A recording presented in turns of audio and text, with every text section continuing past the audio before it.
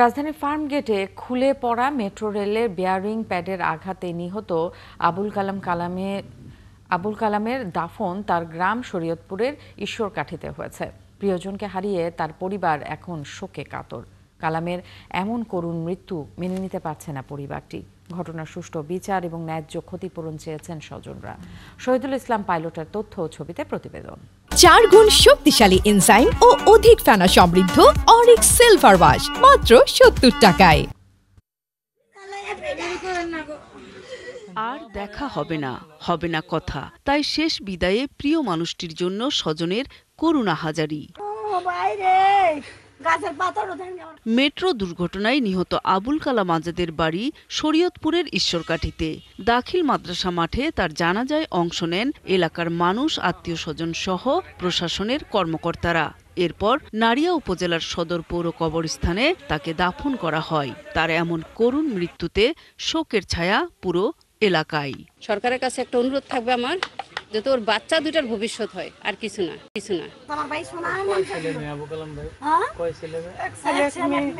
ঢাকাতে ওর ব্যবসা ছিল, এই জন্য ঢাকা নারায়ণগঞ্জে যাতায়াত করতো।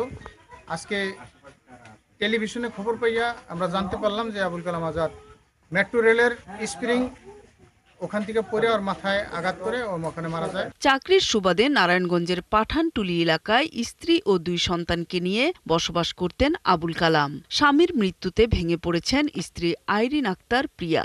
ওকে ভবিষ্যৎ কি? ওকে তো বাবা নেই, ওকে দেখবো। বাবার অভাব তো আর পূরণ করতে পারবো না। টাকা দিলেই কি সব হয়ে যায়? একটা ক্ষতিপূরণ দেওয়া দেয় কিছু হইলেই।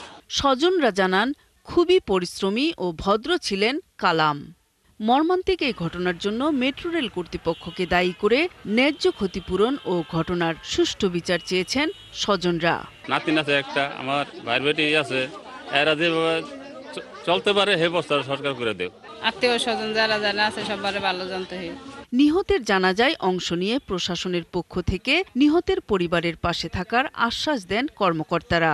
আমরা স্থানীয় প্রশাসন, জেলা প্রশাসন এবং এখানকার উপজেলা প্রশাসন এই পরিবারের পাশে আছি। আমাদের সরকারের সাধ্য অনুসারে তাদেরকে সহযোগিতা প্রদান করা হবে এবং আজকের এই জানাজাতেও আমাদের পক্ষ থেকে সামান্য কিছু সহযোগিতা আমরা প্রদান করেছি। রবিবার দুপুর 12:15টার দিকে রাজধানীর ফার্মগেট এলাকায় মেট্রো রেলের পিলারের বেয়ারিং প্যাড খুলে পড়ে নিহত হন তিনি। নূর তাজমিন নীর, 71।